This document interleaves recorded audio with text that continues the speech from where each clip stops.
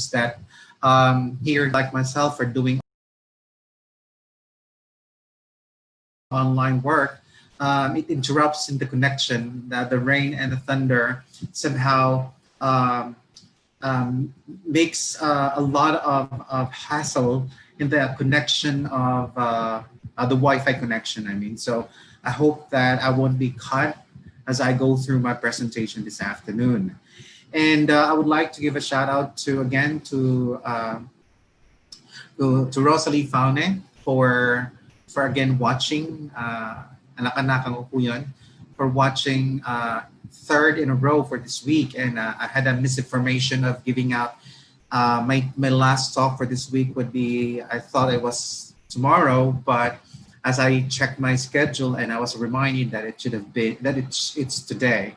Nonetheless, I'm prepared, so I'm gonna share my PowerPoint presentation with you so that you can see my, we can have the same information though. On that note, should you wish to have a copy of my presentation, all you have to do is just request from my mediator, and we will gladly attach copies of the handout format of my PowerPoint presentation. So my last topic for this week is a continuation of the two topics that I presented Monday and Tuesday, which was the Monday was all about positive impressions, how we can make a positive impression to our students.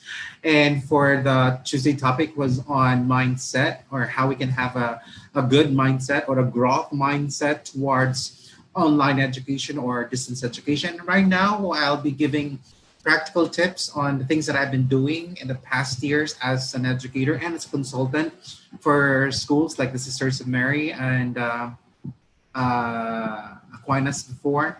And then we have some, I call it as practical personal readiness checklist with the opening of classes for school year 2020 and 2021. And this topic though will be requiring some of my thoughts about certain areas of the readiness of the teachers. And it may goes against your opinion of how education should be rolled out here in the Philippines, but this is how I see. I think could be remedied so that we can help our teachers be more ready towards distance education or for whatever education platforms we think of in the future. I would provide a more general perspective of how we can support thoroughly our teachers and our learners in the teaching and learning process. So let me just prepare my presentation. So it's practical, personal. I just tweaked a little my title into practical, personal readiness checklist. So it is more of a checklist for you teachers to know whether you have done this or you have not done this.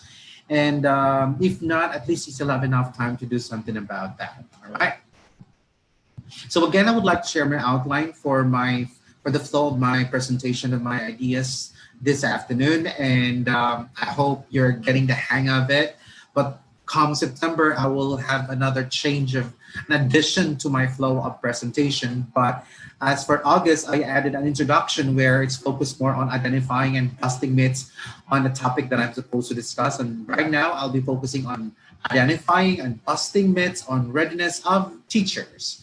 And then after that, we're going to discuss answer the following questions so that we would know concepts about readiness towards opening of classes. And we'll answer the first question: what is readiness? How would I know what is the concept of readiness, and how would I know I am within that perspective of readiness? All right. And then number two would be, what areas should teachers prepare well before opening of classes? So I'll present to you a general perspective of what Department of Education, what PRC requires of teachers, both public and private school teachers are supposed to be ready on before, during, and after,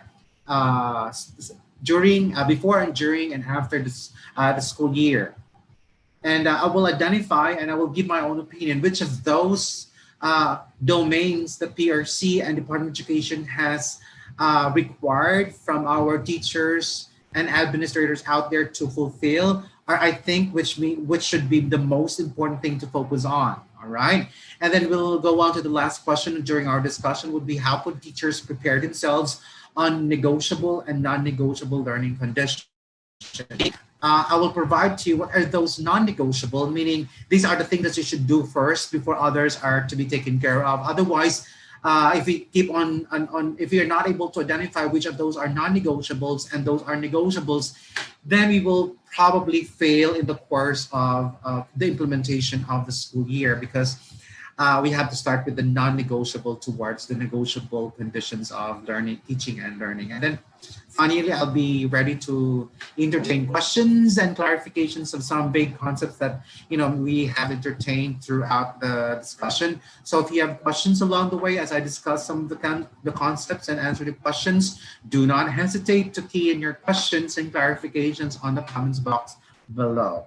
And then I'll provide, a short summary of all that we discussed, and then some challenges that we can take on as teachers facing the inevitable opening of classes for school year 2020 and 2021. I'm pretty sure that some private schools out there already had started, and some have decided to start August 24. But definitely for the public schools, they will be starting their classes on October 5. Let's begin with the introduction and let's identify and bust myths on readiness of teachers. Identified 6 though. I identified common myths about teachers and their readiness and their role in the teaching and learning process that I think are prevalent in the Philippine context, and it's what most people in the Philippines think about teachers. All right. So let us begin with myth number 1.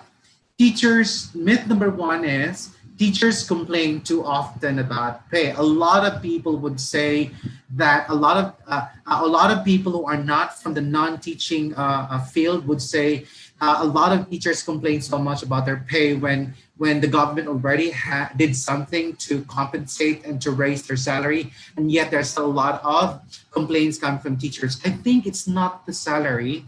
I would bust this, because I do not believe, as I talk to a lot of teachers, they probably started in the profession as, something that they thought ideally would provide them financial stability. And some would say that they went to education because that's their dream, to be able to help the students and educate a lot of students in the Philippines. But then again, the question of their complaint is not necessarily the pay. It's just that they are just overworked, both in public and private.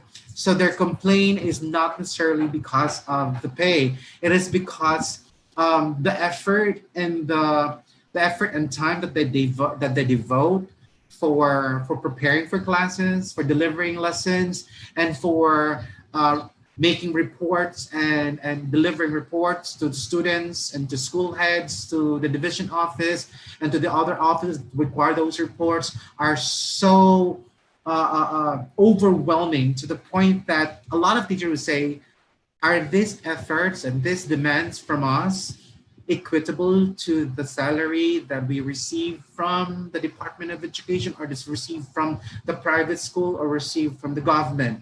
So the root of the complaint is not the salary itself, but the equitability of the effort that they shell out and that they do for the sake of the learning of our students. I think they're not really complaining, it's just they're just saying. I see a difference between complaining and saying, so I'm busting this out.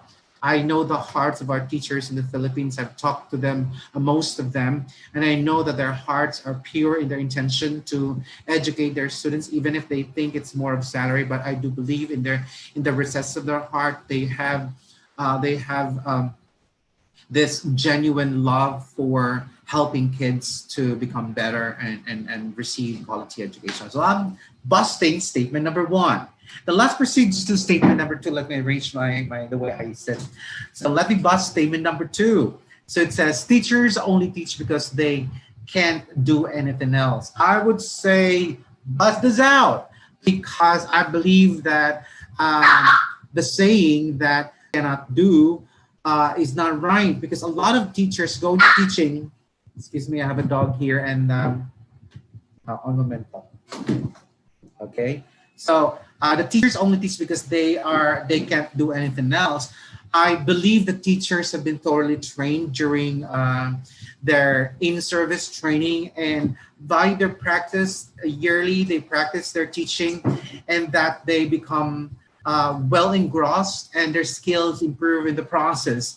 And like any other profession, they can do whatever they are teaching their students. All right, probably they still need more refinement of their skills. I mean, some teachers need more refinement of their skills, or probably they need a catching up to do because we have new technologies and digital technologies available out there. But I do not believe that they can't do. They have a lot of skills, and I do believe there are skills. They just are overworked. All right. Not to mention they have other responsibilities aside from being teachers. They are also people who have responsibilities at home. Next that we need to bust will be statement number 3.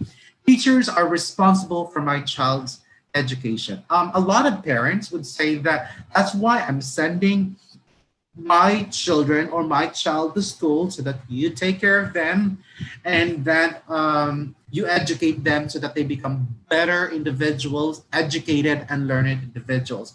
I am busting this out because whether we like it or not, if you look at the number of hours our students, their parents spend more time to the different people in society would be with their parents.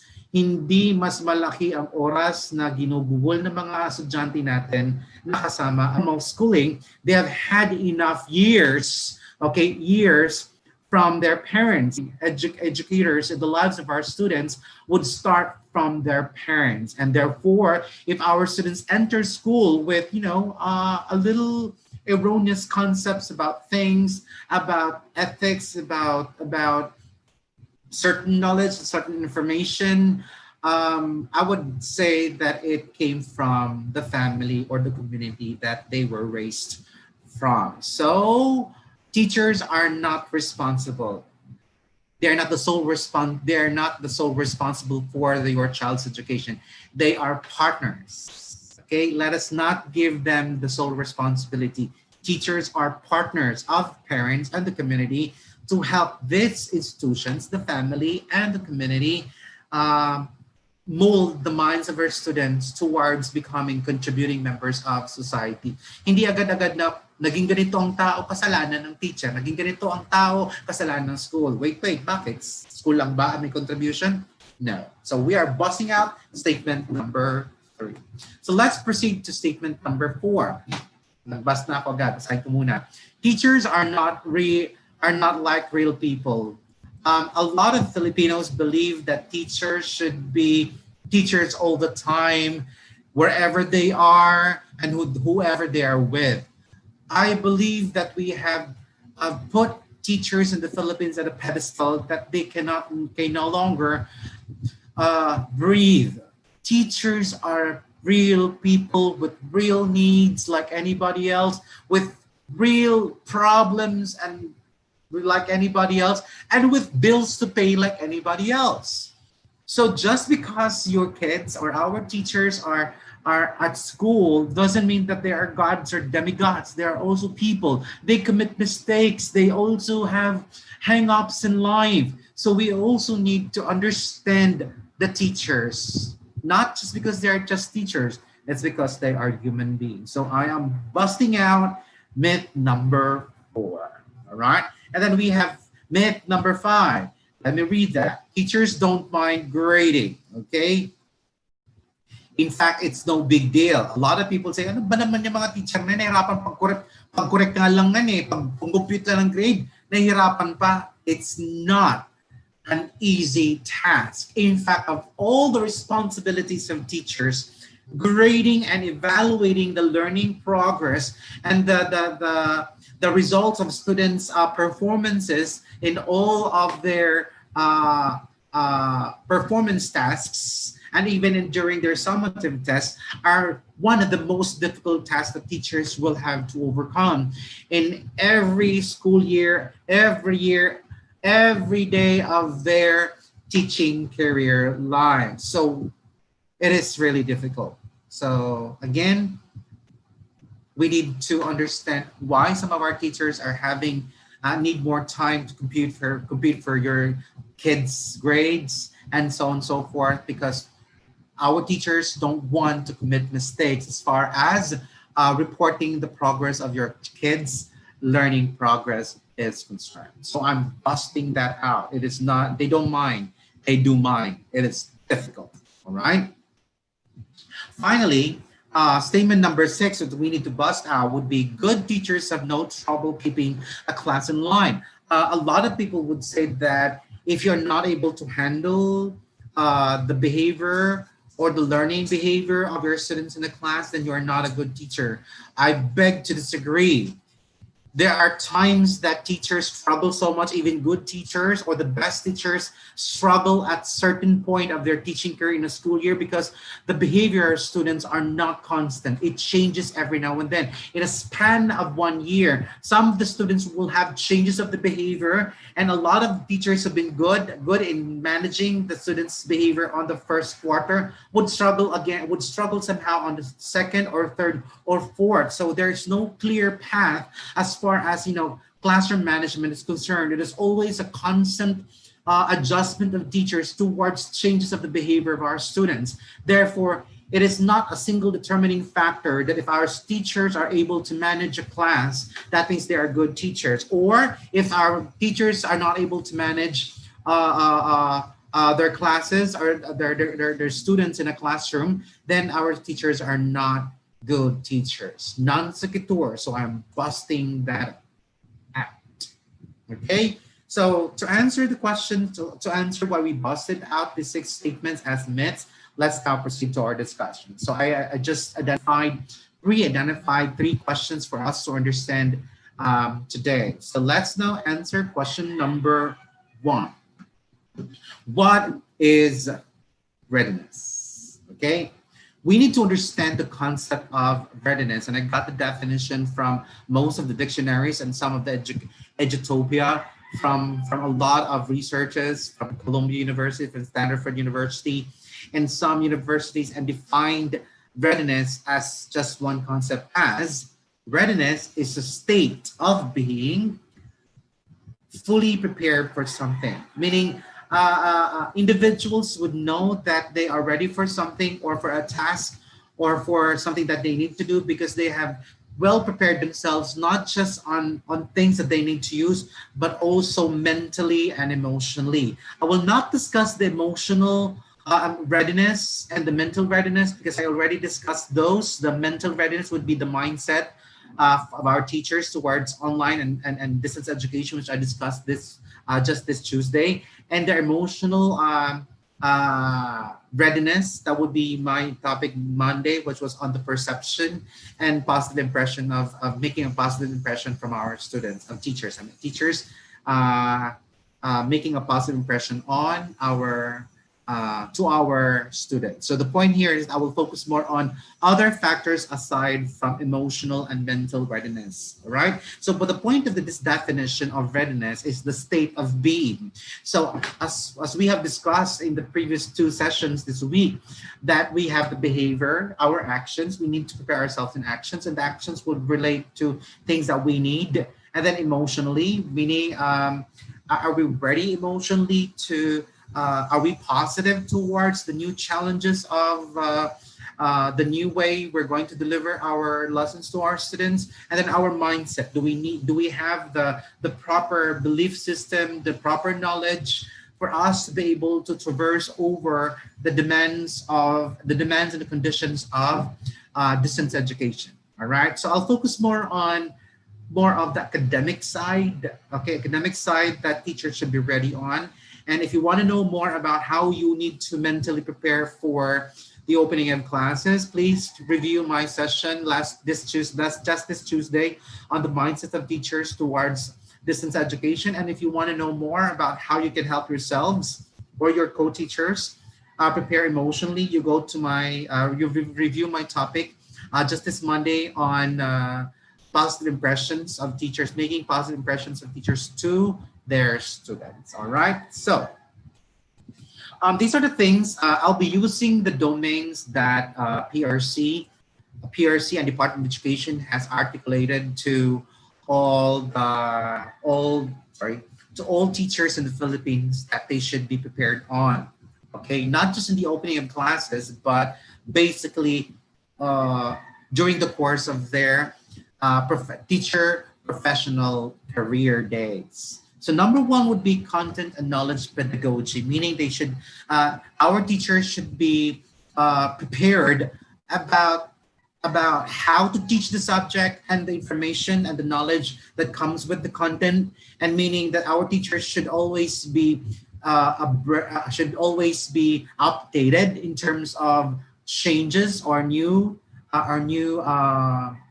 trends in their field of specialization. All right, and be able to integrate that in the new setting, which is online or distance education. Another one would be the learning environment. Our teachers must be able to prepare themselves on the learning environment, especially on the integration of ICT, since a lot of demands from the teachers are required of for them to prepare digitally to deliver online lessons to our students. Therefore, the learning environment drastically changed from a physical classroom to a virtual classroom. So I think our teachers need to prepare for that. All right, and we're going to discuss that later on. Another one would be diversity of learners. We need to know teachers should have a profile of their students. Otherwise, the way they're going to deliver the lesson, that will be the content, knowledge, and pedagogy, and the way they're going to create the learning environment may not be conducive to the felt needs of the diversity of learners that we're going to receive. More often than not, our teachers are on a trial and error basis of the first quarter to second quarter of their creation of learning plans and their creation of learning environment for the students, because they do not know their students yet. So the first two quarters become more of getting to know each other while the teacher still delivered the lesson, but not knowing that even if they're delivering the lesson, students are still struggling to adjust to the demands of the subject area. Had the teachers already been given beforehand, before the start of the classes, profile of their students and how they performed in the previous grade levels, would be a good data for our teachers to start with as far as planning the learning plans and the learning environment are concerned. So the diversity of learners in terms of consideration, it should be data-based.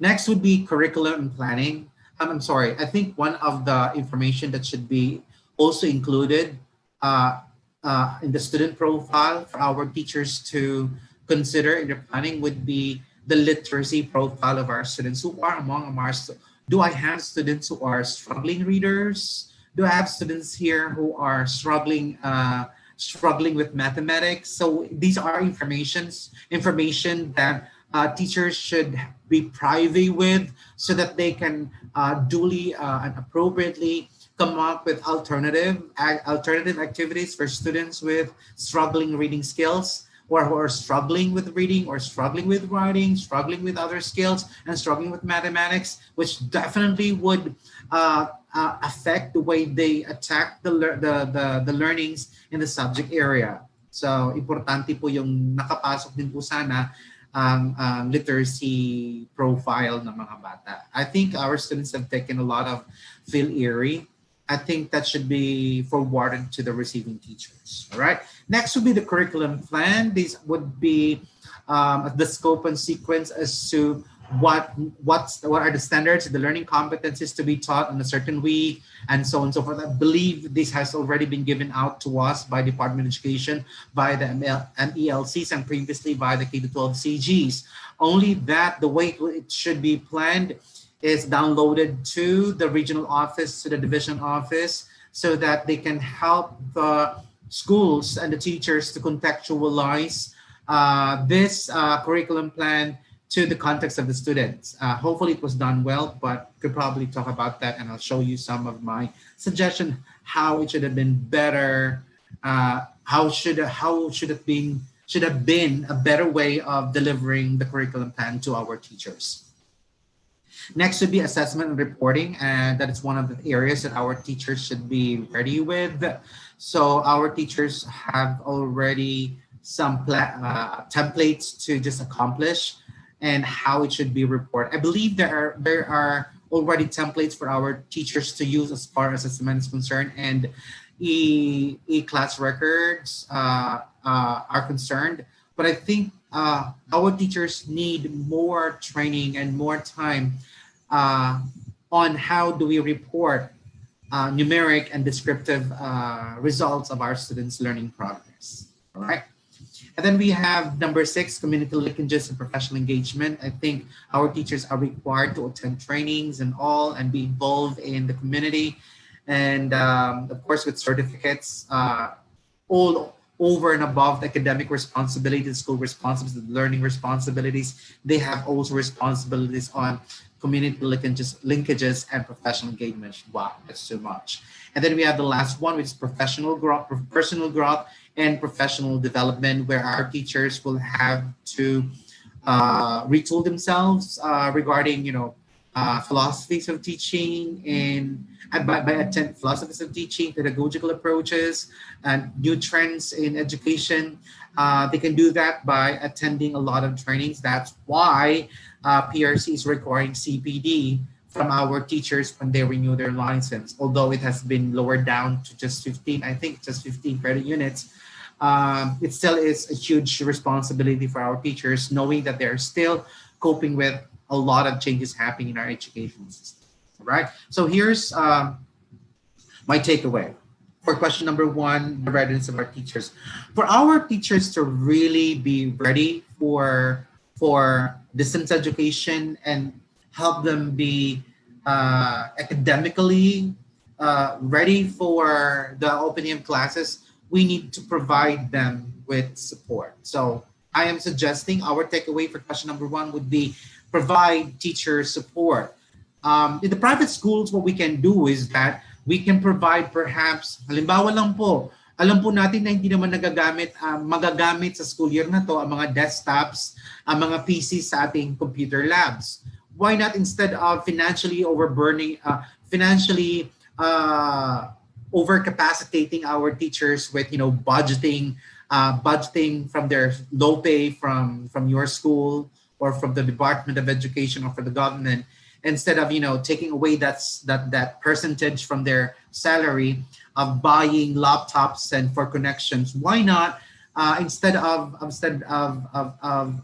asking them to buy or giving them money to buy or loaning them money to buy laptops, why not allow them to use the PCs in your school? So instead of them working at home, they can do the online work at school, where in any way they will be safe because it should have been thoroughly be disinfected, and safety will have to be taken into consideration. But say you don't want your teachers to be working in school because you would like to follow the guidelines given by the interagency, the IATF, so that we do not violate those bayanihan law.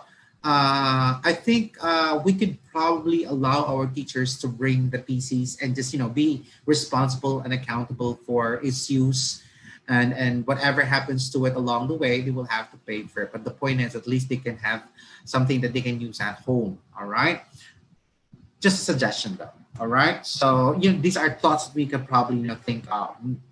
Next would be, I would like to look at our teachers in the Philippines as professional teachers, that we need to help our teachers with a support on their report and follow directives from management. I know that there are a lot of reports that we require from our teachers that should be submitted to the division office, and then the division office will forward that to the regional office and so on and so forth. What I suggest is that during this pandemic, we create a team of non-teaching staff to support our teachers with these reports and these documents, so that our teachers will have more time to focus more on the teaching and the teaching deliveries, be it online or virtual, because they're still on the process of taking those materials. And if we still overburden them with these documents that they need to submit without any support from the non-teaching staff of the school, then it will be too much for them. And I believe that it will contribute to the failure of the distance education in the Philippines. I do not believe that the teachers on their own willingly will not act on to make sure that the delivery of learning online or via distance education will be with quality to the students, but there will be other factors that will interfere on their delivery. And one of those would be the reports and the documents and the reports required of them to be submitted at certain dates, certain time, and to be submitted, signed by someone, and so on and so forth. And I think they need support in that. If they needed support in that in the previous school year, all the more they needed support on that now, this coming school year. Next, another thing that we need to provide our teachers with support would be preparing and managing learning of students. Connectivity is one of the many problems right now. There were a lot of questions during my previous webinars about, sir, paano nga kung wala nga talagang connection? Hindi lang estudyante, pati ang teacher. What will we do? So, hindi pa ako magsusolve noon. I'm just asking the questions back to our administrator, our school heads. What are we supposed to do with it now? And I said it could be done as a pre-recorded and provide our students with a soft copy so that they can access that instead of doing online. We can do an offline design, so we could come up with an idea that it still is distance education, but it doesn't have to be live online, but it could also be offline. Pre-recorded online materials so the students can access this. Sir, wala nga silang digital materials, and then I think we can ask the local government to support the needs of our students to make sure that the distance education is taken care of. These are some of the concerns the teachers are thinking right now, but they do not have the answer to it. And if they're the ones to answer and make solutions to this problem, and there are no support from the school administration, school management, from the division, from the district, from the regional office, and from the local government, then I would say these things will contribute to the failure of distance education, and whether we like it or not, it will take its toll on our teachers. All right. Now, another one that we need to provide our teachers with would be evaluate learning and make reports. One thing that we have not explored yet, we have not discussed thoroughly yet, or if you have not started discussing about for the new for the online and distance education, would be how is assessment done? What forms of assessment is most appropriate for distance education like online and modular, that we somehow mitigate issues on like honesty, mitigate issues on validity and reliability. So these are things that we are going to think about. And how do we support our teachers on this? All right? Kung si teacher pa mag-iisip na mga ganito, hirap na yan eh. Pagtuturo pa lang, ubus na yung oras nila. Bibigyan mo pa ng mga reports, bibigyan mo ng mga managing of looking for connectivity and appropriateness of materials to be delivered to the students. Tapos meron pang paggawa ng mga assessment reports and so on and so forth. That's too much for our teachers right now. And I think no matter how ready they are mentally and emotionally, because academically and the outside supports are not there for their availability, I think they will crumble down the first quarter of the school year. So I suppose that for evaluate and learning and make reports, let's make do with what has already been done, and then let's find out how we can create parallel assessments from this, and then think of ways how it can be delivered to the students creatively, considering, of course, factors of honesty, integrity, validity, and reliability. We're going to come up with a topic on that probably after next week. So we will have a series of trainings and seminars and webinars on assessment creations, perhaps. Okay, thank you very much. And these are the things, I'm just being honest.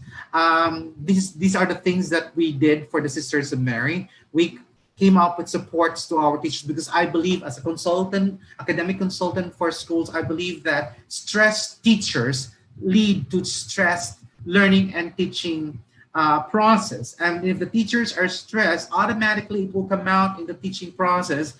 And of course, one way or the other, whether we like it or not, our students will feel the stress too.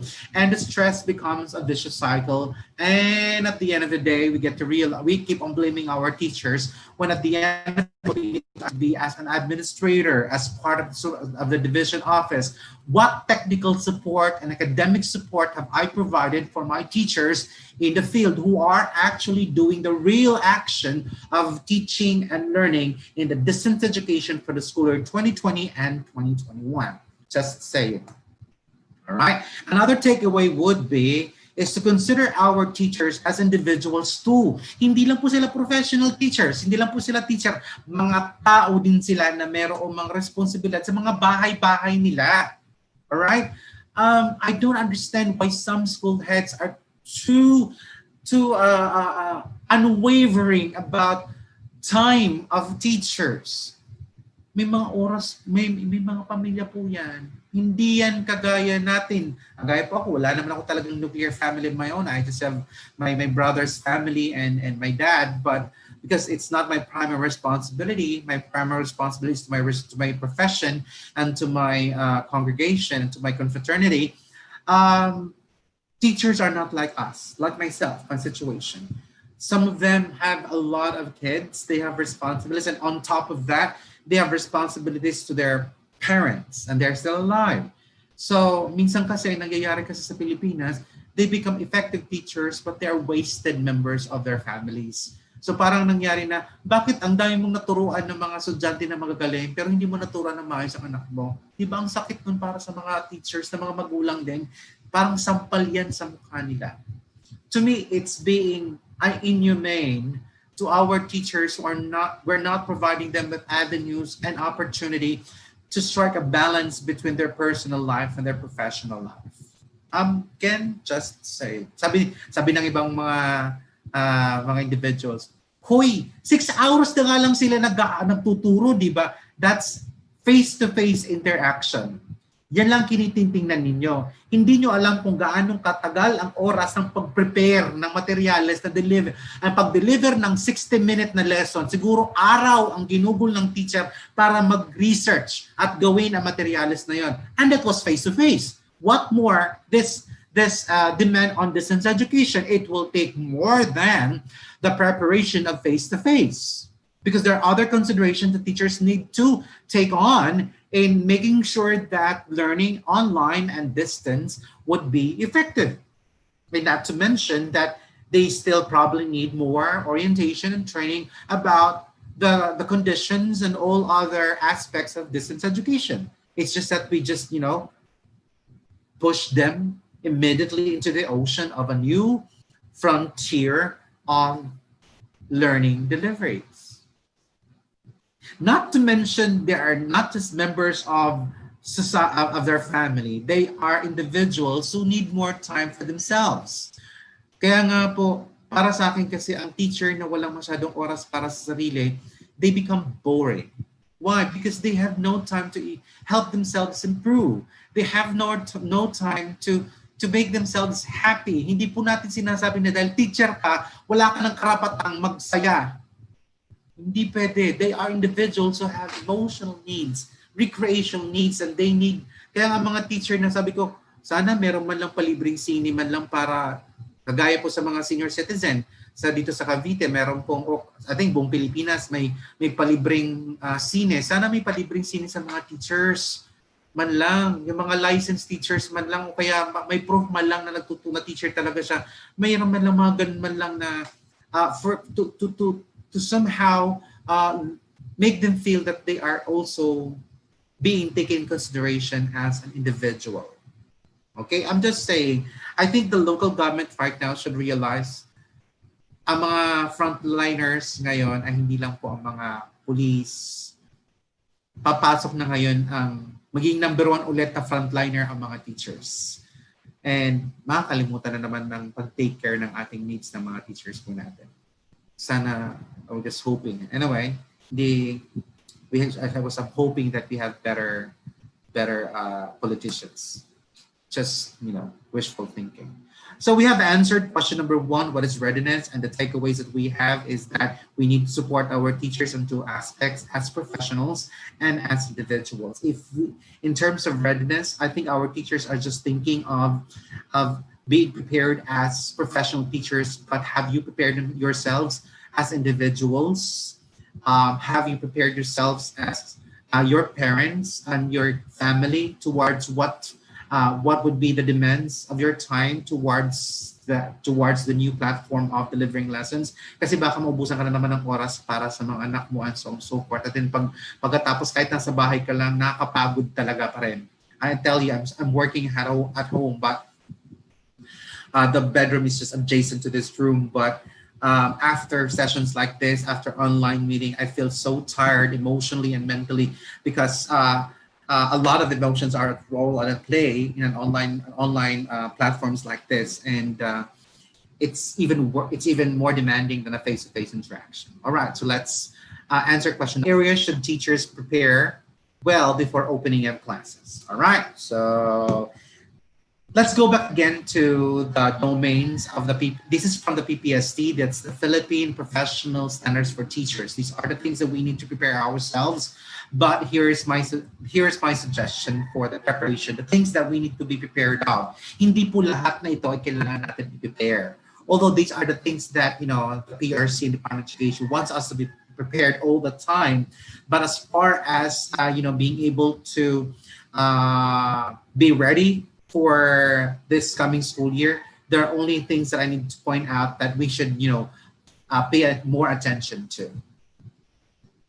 So let's just look at the actual situation happening in the Philippine education system. So what happens is that the central office provides the whole Philippines, both public and private, with the national standards and guidelines and policies as far as teaching and learning is concerned. Even administration of teachers, administrations of schools, fund allocation, linkages, and all the ones that we identified, the 7 domains are all being taken care of by the central office in terms of the standards and the guidelines and the policies. And I think that's one of the responsibilities. And I think there would be no agency in the government or institutions in the Philippines or in society that would take care of that. I do believe that's a responsibility, one of the core responsibilities of the central office. So they need to roll out policies in terms of personal growth and professional development of teachers, what are the most appropriate trainings to attend, what are the paano mag-credit ng time, and so on and so forth. May mga guidelines po tayo dyan. Next would be para magkaroon ng sistema. All right. Next, we have community linkages and professional engagements. What are the guidelines for that? Next would be assessment and reporting. And meron tayong DepEd Order number 8 series of 2015. We have DepEd Order number used to be 73 series of 12. The DepEd Order number 8 series of 2015. And then the DepEd Order number 21 series of 2019. If my memory, is it 21 or 51? Whichever of the two, on assessment and reporting. And then we have curriculum and planning, kasama po doon sa DepEd Order number 8 hanggang sa DepEd Order number 51 or 21 series of 2019, just recent this last year though.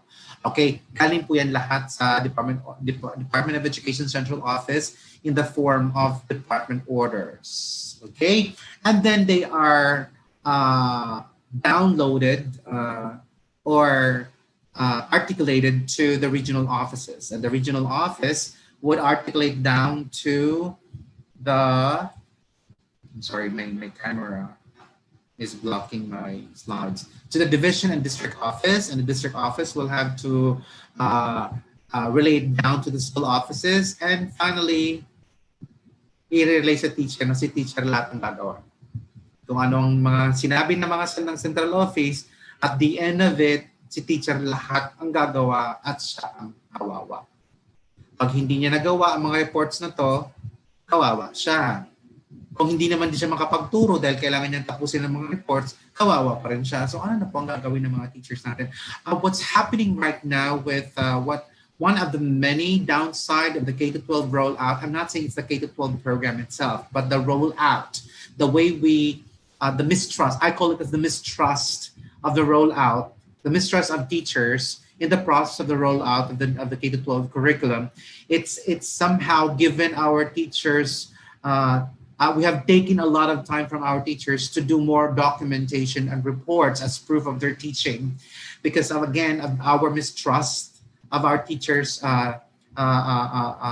teaching, perhaps teaching responsibilities or teacher responsibilities, to the point that there would be no more time or less time for taking care of the needs of the students. Naubos po we have taken away much time from our teachers to just focus on the teaching and learning process. All right? Ito po nangyari. And I'm not saying that we are not evolving. We are evolving. The Department of Education is evolving the process because we have decentralized it. In fact, most of the trainings are done at the school level, going to the division level, and so on and so forth. But the question is, have we really decentralized the way we come up with certain policies towards, in order to help our students? Are we creating policies to actually help our teachers, or this only overburden our teachers? These are the things that we need to look into right now. Since we're talking about readiness of our teachers, let's ask the question. We have required our teachers certain checklists. Nandun po sa checklist po na binadala ng June 12, dingtong June po, yung mga negotiable at non-negotiable for the online or distance education. School level, parents, and so on. So nakalagay po yung checklist na yan. I'm not gonna show it to you. Sasabihin ko lang po sa inyo later on ang DepEd order na yun. But the question is, would this checklist make our teachers really be prepared for the education, or it will just require too much time and effort for teachers to do a lot of document fulfillment, and then really at the end of being able to submit these documents, they were not able to actually prepare to create the lesson plans for the students, and not to mention prepare themselves emotionally, mentally, really help our teachers be ready for the opening of classes. We do not overburden them with all of these things that we want them to be prepared of, to submit all these documents and all. Para sa akin, i-waive muna natin. Yung CPD na yun, i-waive muna natin yan. All right? A lot of teachers are attending a lot of trainings right now. Kaya lang nakalagay po sa CPD requirements is that yung training na yun dapat na-apply sa PRC. Hindi pa nga na-apply. So, ibig sabihin lahat ng mga trainings na natenderan ng mga teachers to be able to prepare themselves for the school year hindi magagamit for CPD just because hindi na-apply. Hindi nga na-apply kasi nga hindi pa nagpa-function ang office ng PRC right now because of the closing, the GCQ, lahat ng queues. Alright? So, hindi agad na-actionan ng PRC ang mga requests for trainings to have CPD. So, paano mangyayari ngayon yan? I believe that just because hindi na CPD po yun, hindi yun proof that ang mga teachers are not learning anything. They are learning a lot. And whether we like it or not, they have done a lot of personal preparation for this. And I think these are the things that, we need to be lenient of from our teachers. Otherwise, ganyan pa mangyayari sa picture. Kawawa si teacher. I'm sorry, but my mantra in being an administrator and a consultant of schools is to try to lessen teacher stress. If we somehow lessen teacher stress, our teachers will have more time and more effort and more heart and more courage and more confidence of delivering and devoting a lot of time to making sure that there is quality of teaching and learning in their own classrooms. All right. So on that note, here's what I want to this is my suggestion and your takeaway for question number 2. What should our teachers be prepared of this coming school year or the opening of classes? So they need to be prepared on their personal growth and professional development. So that means they should have they've been given trainings on distance education, how to come up with what are the proper ways to do layout, especially for online learning and online teaching. All right. Next would be community linkages and professional engagements. Who are these people or stakeholders or institutions in our society or our community that could help us with? Sorry po, naawa ako sa may mga teachers po na resorted to nagsusolicit sa mga kaibigan nila para lang matulungan sila sa kailangan nilang pera para pambili ng mga reams, ng papers and printers, ink for printers. Hindi ko man sinasabi na dapat hindi nila gawin yan. Okay lang yun. That shows their heart on helping their kids, their students be able to receive the materials they should receive. Kaya lang po nawawala ang kanilang atensyon eh. Dapat sana mayroong isang area o institusyon sa lipunan natin kagaya ng local government na so wag na kayo mag-solicit, kami na pong bahala dyan maghanap. Kung kailangan mag-solicit sa mga private institutions or sa mga local governments dyan, kami na bahala po dyan. Sige. Tapos alam lang natin kung ano mga budget ninyo. Ganun sana eh. Hindi may mga individual teachers, may mga principal. Pusang oras. Just saying so dapat meron tayo niyan. Next, otherwise, dapat yung part na yan, tinanggal mo na sa trabaho ng teacher. Hindi na dapat nila iniisip yan as part of their readiness checklist. Next, assessment and reporting. Dapat meron nang nagawa ng mga assessment forms. Hindi na si teacher ang gagawa ng mga assessment forms and so on and so forth na saan ko ba ilalagay yan? Nagtuturo pa nga ako, gumagawa pa nga ako ng online materials. Wala man lang grupo, wala man lang mga sets of people. So I'm suggesting, I'm suggesting na magbuo ang division office nang kukuha siya ng mga teachers, the best teachers in the field of a particular subject area, ilalagay ko sa division office, tapos hindi mo sila magtuturo this school year kasi di sila magtuturo this school year, sila ang gagawa ng mga to. Diba? Tanggalan sila ng mga teaching load. Ang kanilang time for teaching, going for teaching, ito. Silang gagawa ng mga assessment forms, ng mga materials to support the teachers going online or doing distance education. Diba? Hindi eh. Ang ginawa ay in-identify pa yung teacher na magsusulat, siya pa magde-demo, wala na eh. Binigay na muna lahat sa teacher tapos magtuturo pa. Huwag naman, bawasan na. Kung siya ang magsusulat, gagawa ng materials, mag-validate, magagawa ng reliability, tanggalin ng pagtuturo. Kasi kung magtuturo pa siya, he or she cannot give ample time to do quality work on both sides of the responsibility assessment and instruction. Right? Next, we have curriculum and planning. Besides that, marami pang planning po ng paggawa ng mga modules. Ang modules pa yan, hindi lang yan pang not just the modules for modular instruction or individualist modular instruction. There's another one, the online. So paano yun? Okay? So I suggest the takeaway would be, let these 4 areas, that personal growth, community linkages, assessment and report, curriculum plan, be taken away from the teachers and let that be a responsibility of a certain team or a division office or the district office, a team created by these offices temporarily hanggat may pandemic o ganitong ating setup sa education natin to support our teachers who will be doing the online teaching. Okay po? Yan po ang ginawa namin sa Sisters of Mary. Merong yung mga working at home, silang gumagawa ng mga lesson plans. Isang beses lang sila in a week mag-go-online, mag-live online. Those who are doing face-to-face, nasa school sila and so on and so forth. So let's come up with a more creative way. Hindi dapat lahat ng tuturo. Hindi naman pwede. Hindi kaya natin. Hindi kakayanan ng individual teachers yan. Alright? So that if we provide the personal growth, community linkages, assessment reporting, and curriculum planning as support to the teachers already done by a team, our teachers now will be able to focus on making themselves ready. Okay? Yon, may puso na sila. They are emotionally and mentally ready, okay, to pay more attention to their learners, to the diverse needs of learners that they are still struggling how they are going to monitor and to reach out to them via online or distance education. Doon pa lang, ang laki ng problema ng teacher. So, tanggalan natin ang ibang responsibilidad na kanilang inisip. Another one would be, so if they will now be able to pay more attention to creating more conducive learning environment via online or individualized modular instruction for our students. Why? Kasi ito na lang ang responsibilidad muna for the school year. Sir, kasi gagawa pa sila ng report, hindi dapat sana merong kasama sa team ng paggawa ng mga reports. Okay? Yan pong ginawa sa New Zealand.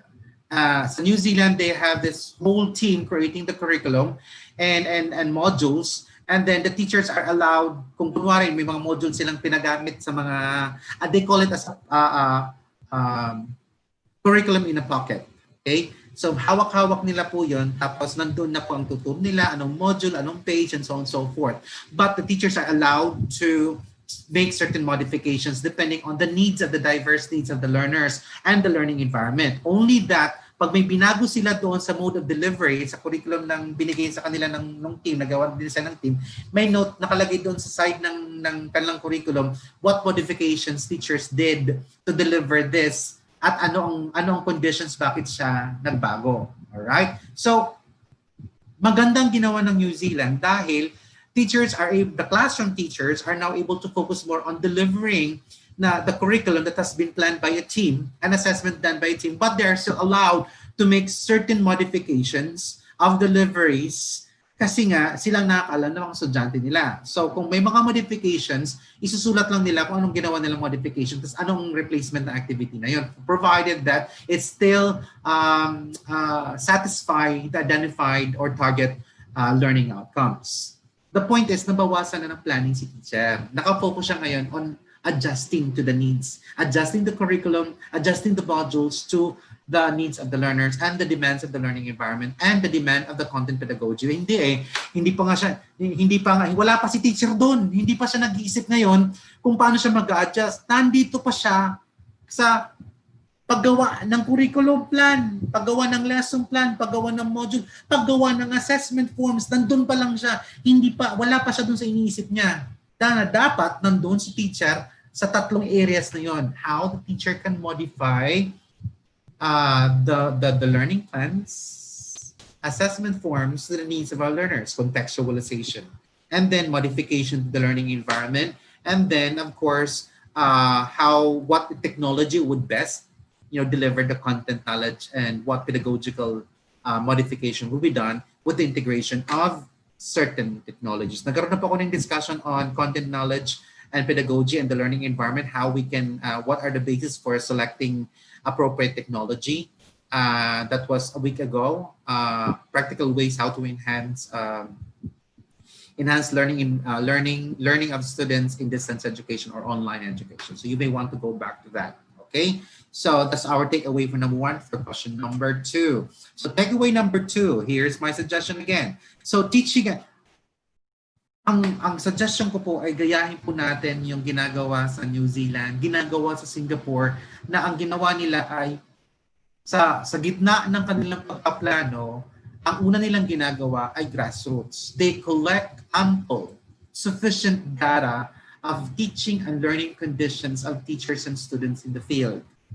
Hindi yung nag-iisip tayo ng mga polisiya na sa tingin natin, bahala sa field mag-adjust, or naghanap tayo ng mga sitwasyon lang, pero and then we generalize that these are all the conditions of learning and teaching conditions all over the Philippines. Iba-iba po ang kondisyon.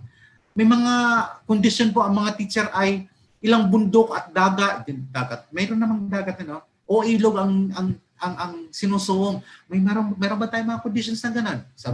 Others would say, sir, ano po yun? Special conditions. Nonetheless, we should consider that in the planning.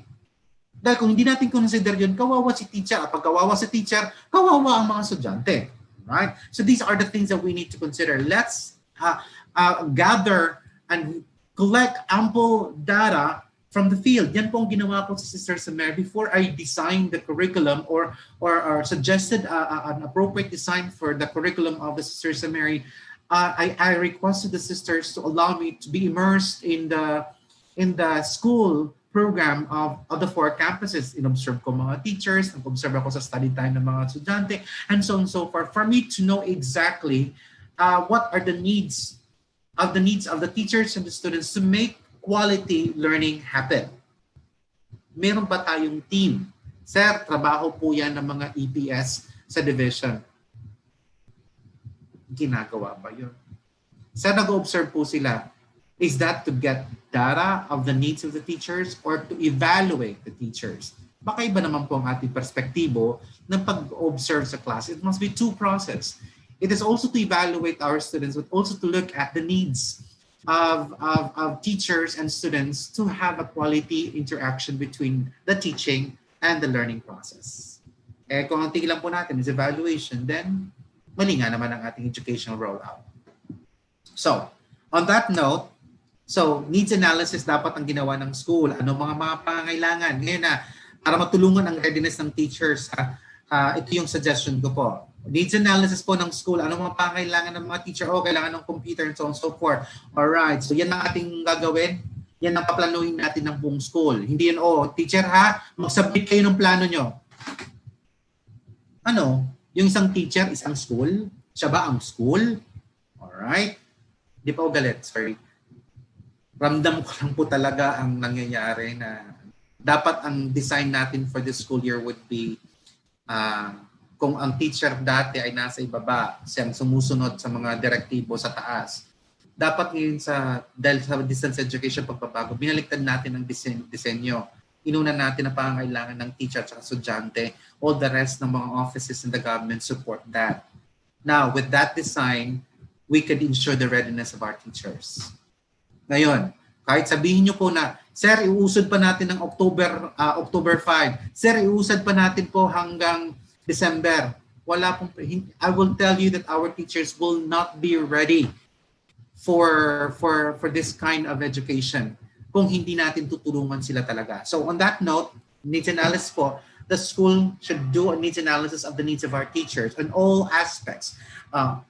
Physical materials needed, also what we call as connectivity needs, and so on and so forth. So, para masuportahan ang teacher and learning interaction.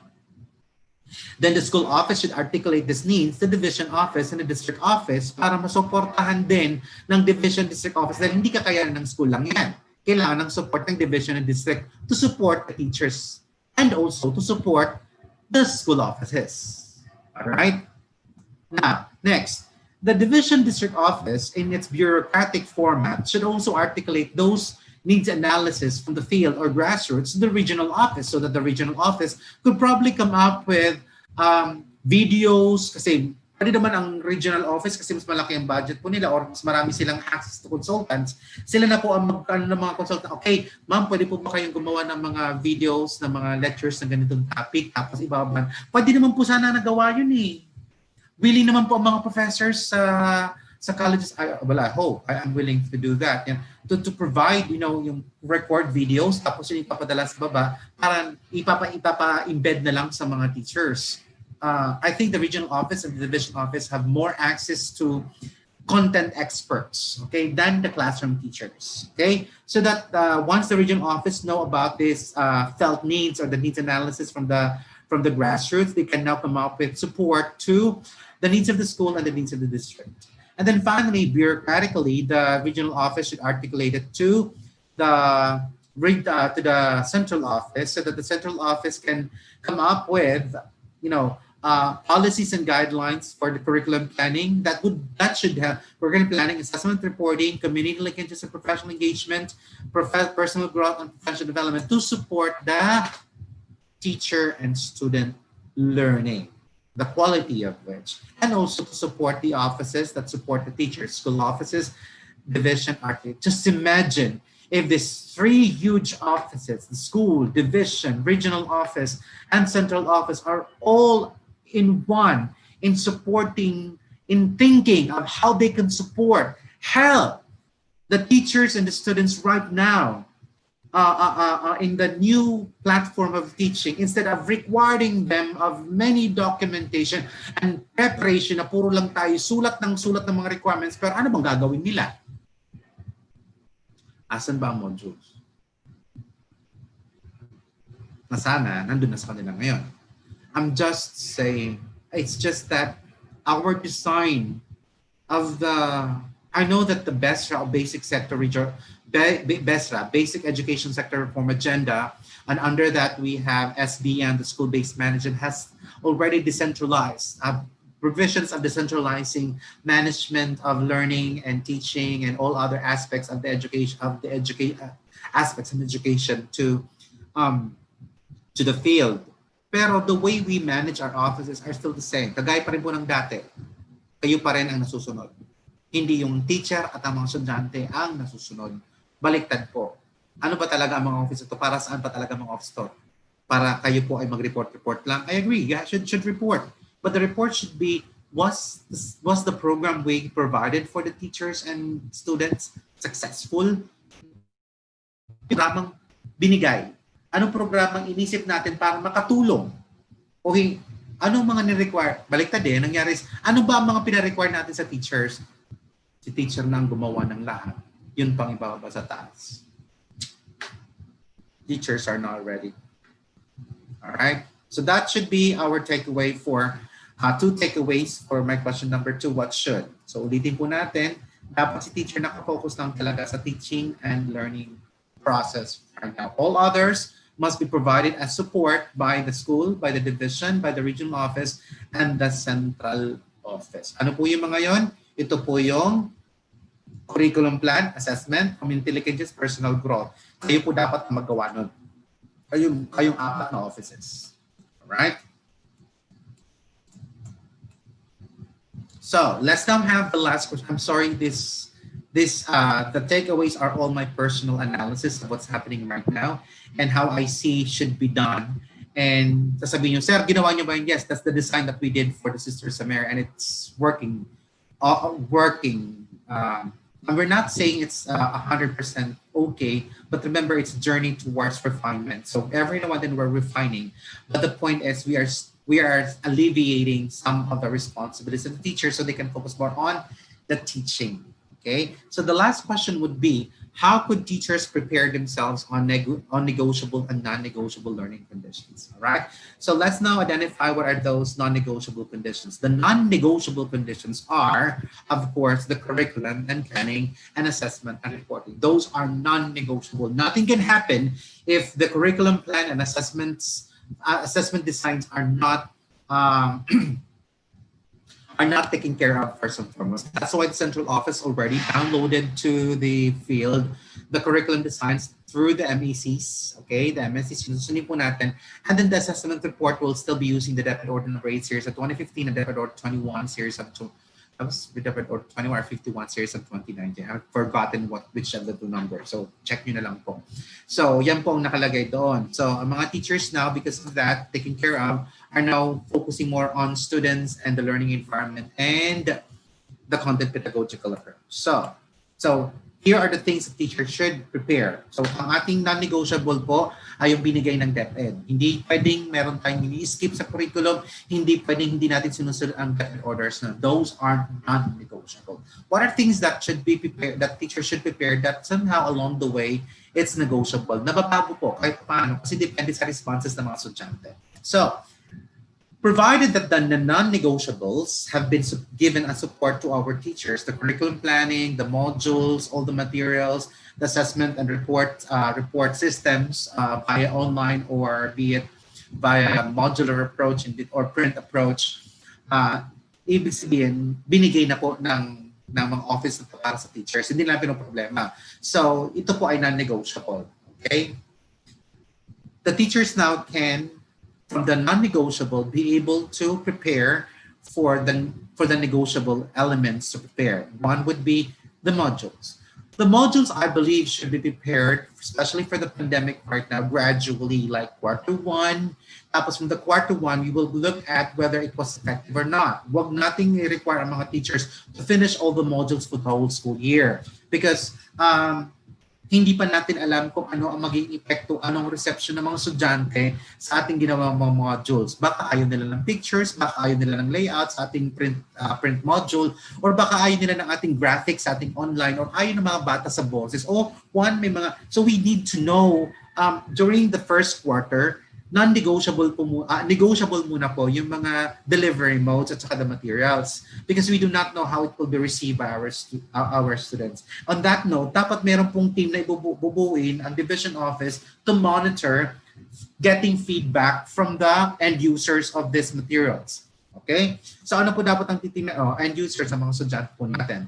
And then finally, and then our teachers would come up with what are the appropriate online platforms that could support our students learning of the prepared learning materials. The question is, it should support, not should be a replacement of. Kasi there are situations where, in communities where there's no, a way and means for students to go online. Kung ganun pong gagawin po, kawawa po yung mga magulang kasi binigyan po natin mga magulang ng dagdag na problema, pambili ng computer, pambayad ng na-imagine ko ang isang magulang na ang problema niya ay ang araw-araw na problema niya ay ang pagkain ng mga anak niya at ng pamilya nila. Tapos dadagdagan natin ng online. I could just feel the pressure on the families. Not just the pressure on families, pressure sa estudyante, ng mga bata, wala na, hindi ako makapag-aral kasi wala man akong computer. Hindi ako makapag-guide sa computer, wala akong pambayad para sa online. Okay? And so, ang tingin lang dapat natin sa online teaching as enhancing learning.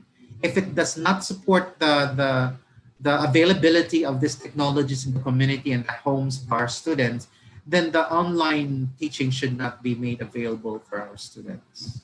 It should not be an option. Pero sabi ko nga sa inyo, nanggaling na po yan sa felt needs. Paano nga kung hindi tayo nag-felt needs Di-require natin ng buong Pilipinas na mag-online, mag-distance education, tapos combination pa ng online at saka modular. Wow. Yumaman tuloy yung mga nagbibenta ng mga computers. The problem was, because of online teaching being mandated to hold all the Philippines. Mabuti nga't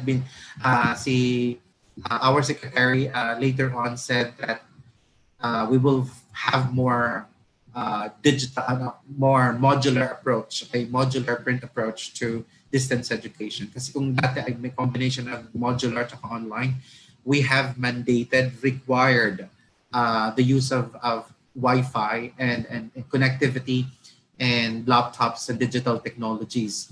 We made them a necessity when it should not have been, when it's not a necessity for most poor families in the Philippines. Hindi nga lang poor families in the Philippines, but poor teachers as well. Okay? Other supports like the television, the audio, the radio. Again, sino po ang gagawa nun? Halimbawa, sir, yung radio po namin, local radio po namin dito sa Bicol, tutulong po siya. Si teacher po ba din ba ang gagawa ng mga script? Si teacher din po ba ang gagawa ng mga, parang sobra na po yata. Baka pwede po maggawa ng team ang division office o kaya district office na magkuha ng mga teachers in the field ng mga galing, chosen lang po. Tapos sila po ang tututok sa ganitong design. Ako kasi ganitong gagawin ko talaga. Ako na yun. Okay, si teacher ang gumawa ng mga lesson plans ng modules po na yan. Pero another team will do the online, making up the online to support the teachers. Then another team will create the connectivities, the media support like sa radio, local radio, television para gawa ng mga script and so forth to enhance learning. Hindi si teacher lahat ang gagawa na yan. Otherwise, our teachers will never be ready. Alright? So on that note, I'm ending my session. So I'm ending my week session with a lot of my personal emotional baggage towards the design that we have employed and addressed. No face-to-face interaction in the teaching and learning process. There are many ways to resolve it and not aggravate the conditions of our teachers. May mga ALS na materials po tayo At hindi na lang ginamit muna yun. Okay, so Mitch, I'm emotional right now, so I'm now ready to answer questions from our field. Oh, it's already 3:15, my watch. So I only have 15 minutes left. Yes. Yes. Yes, so Brother Ricky, a lot were able to relate in your sharing for this afternoon. And I have here a few questions coming from our viewers. The first question po is from Miss Francesca Gutierrez. Good afternoon po, Brother Ricky. Would a teacher be really ready with a practical checklist, emotionally, physically, socially, financially? Thank you for answering my question. It will take a lot of time for our teachers to be quite ready for a distance education. It's just that we are now being forced to adjust to the new platform and a new way to deliver our goods to our students because of the pandemic. Had it been no pandemic at all, we could probably come up with a more gradual way of doing that. But it doesn't mean that we're going to uh, put all these responsibilities on the shoulders of our teachers. I believe that um someone should spearhead the communication of all stakeholders like the local government, the private business institutions present in the community. Pagsamasamahin lahat to para makatulong sa mga teachers. Pero walang nag-spearhead po eh. Ang nakikita ko ngayon I'm sorry, here in Cavite lang ha, sa Cavite lang nakikita ko lang na some of the, especially for the public school teachers, some private schools pa ay naka-adjust po sila siguro, most of them.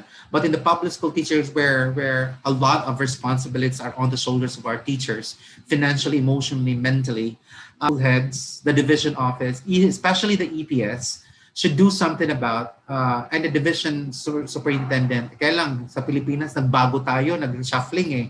So lahat ng ating mga AP, ASDS, SDS ay are adjusting kasi bago sila sa mga division offices kasi nag-reshuffling po tayo eh. Sabagay, di naman natin alam ng mga pandemic, but the point is everyone is on the adjustment mode.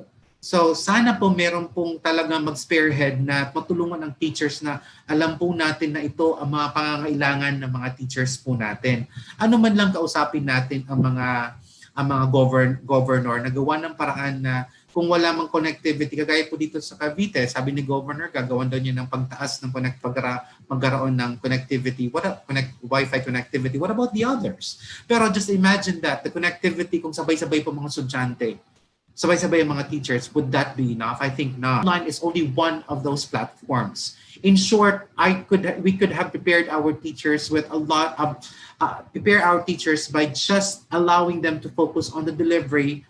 Train muna natin sila while other teachers, identified teachers, have been trained to create the online materials, and another set of teachers in division or district level have been trained to create the modules, and another set of teachers have been trained to create assessment tools. Yung pong ginawa namin sa Sisters of Mary, may mga kinuha kami mga teachers sa field sa Cebu, sa Cavite. The best teachers have been trained na sila lang po ang gagawa ng mga training. Para klaro, pag gumawa ng assessment, automatic tinitingnan ng validity at reliability. Sila na rin nag-yield ng results tapos sa mga feedback pinapadala sa field para ang mga teachers nakafocus talaga to ready themselves on the basic responsibility to take care of the needs of the learners. So to summarize my answer on that, our teachers, with this kind of the design that we're using for the rollout of the new platform of education for the pandemic in the school year 2020, our teachers will not be ready. Some will, but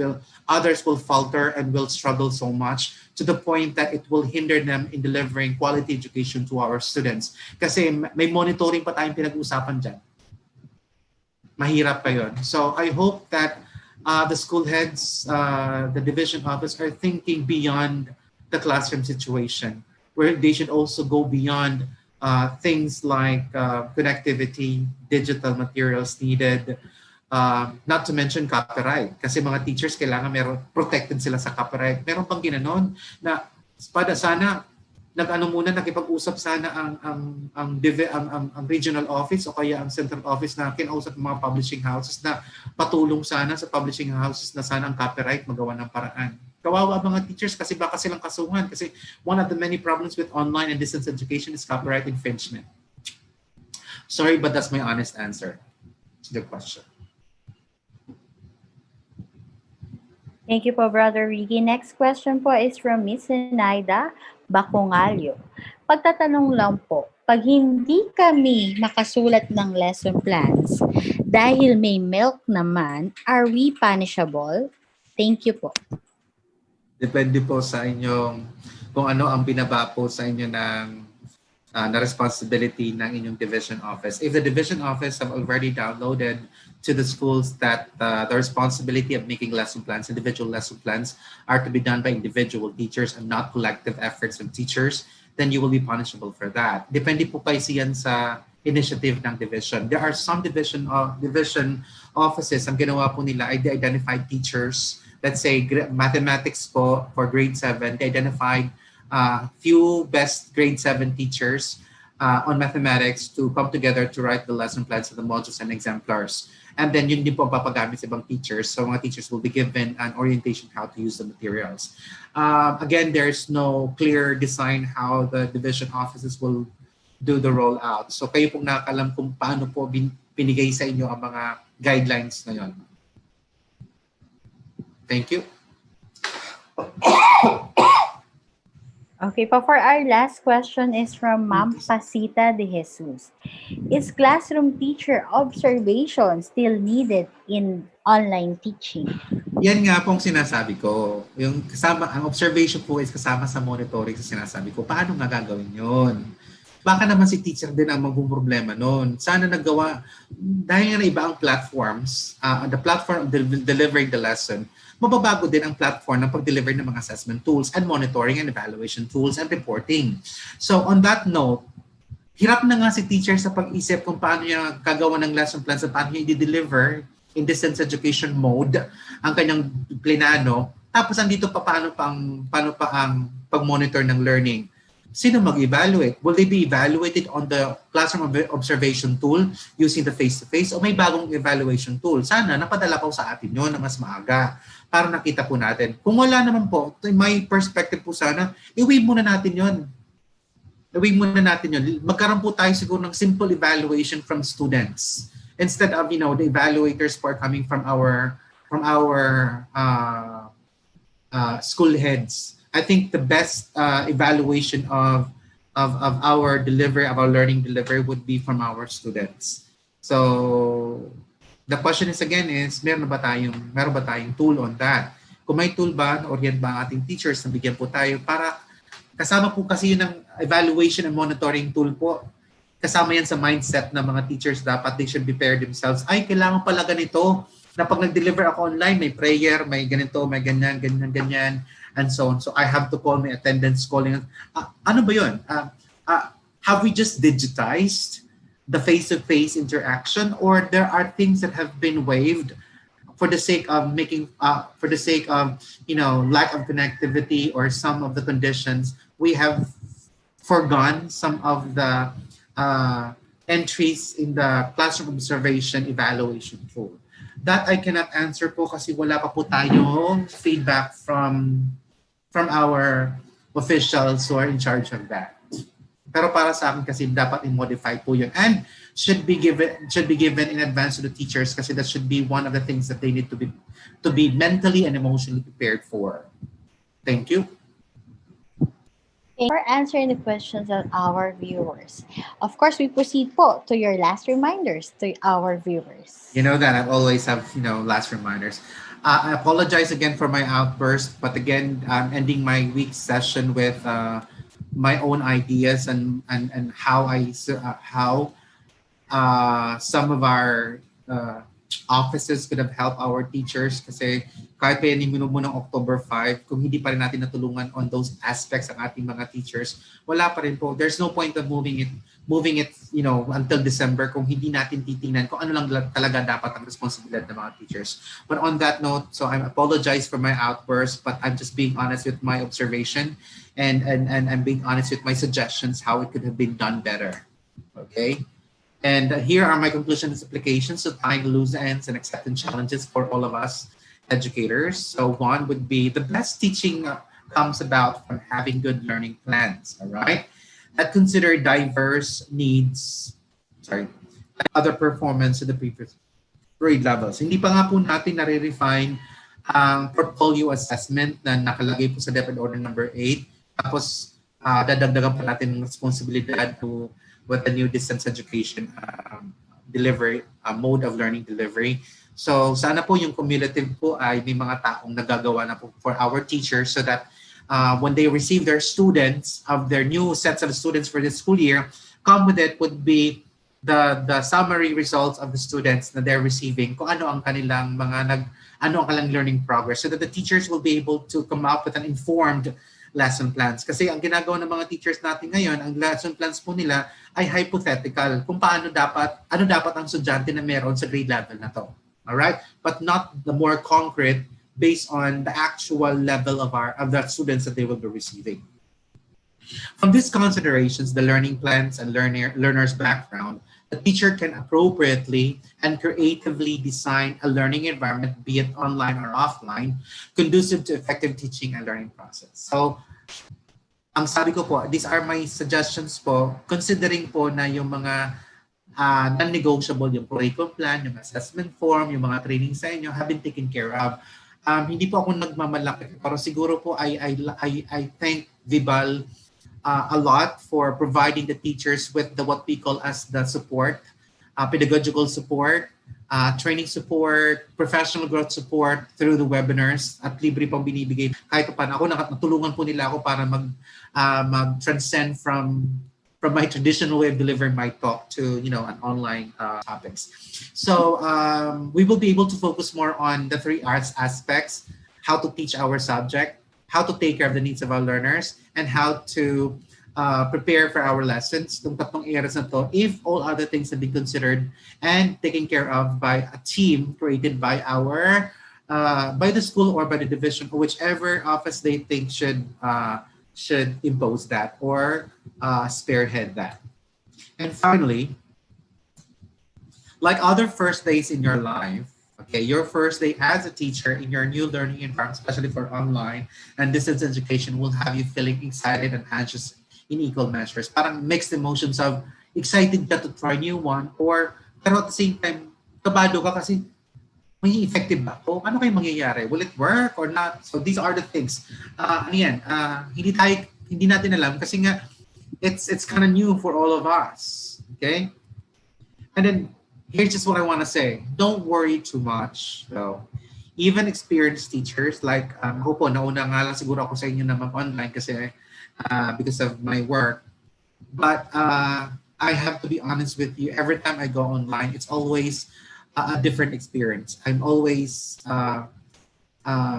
anxious whether I will be effective in my delivery. But at the end of the day, I would just say, I have considered all the factors that I need to be prepared of, and I don't have control over how it will be received. Kasi ngayon po ang ating problema sa distance education.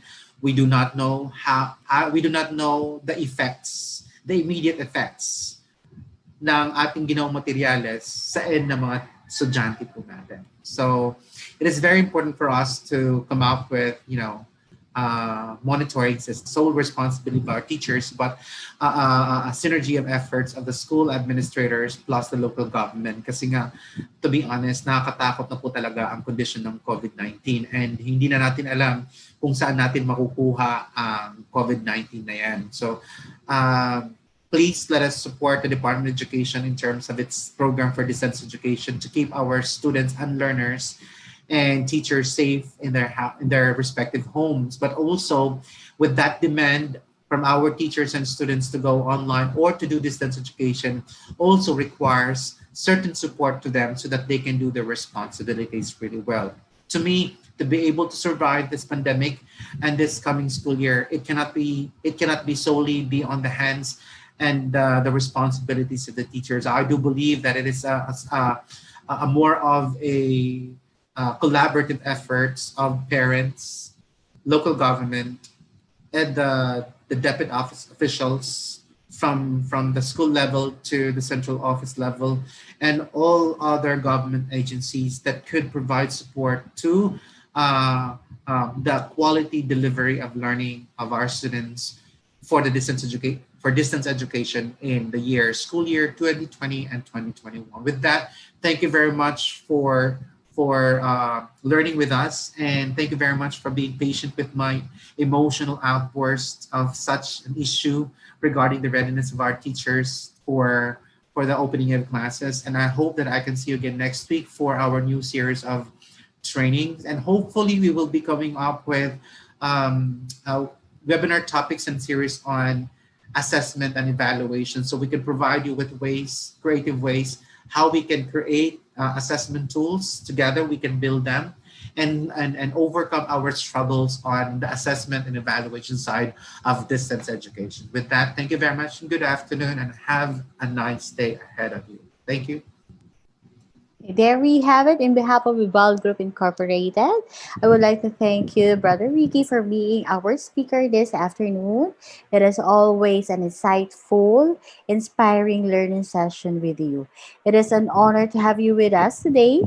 And to all our Kabibal viewers, all thanks to you for your continuous patronage to our daily learning session. At muli, maraming salamat. Magkita-kita po ulit tayo bukas. Magandang araw sa ating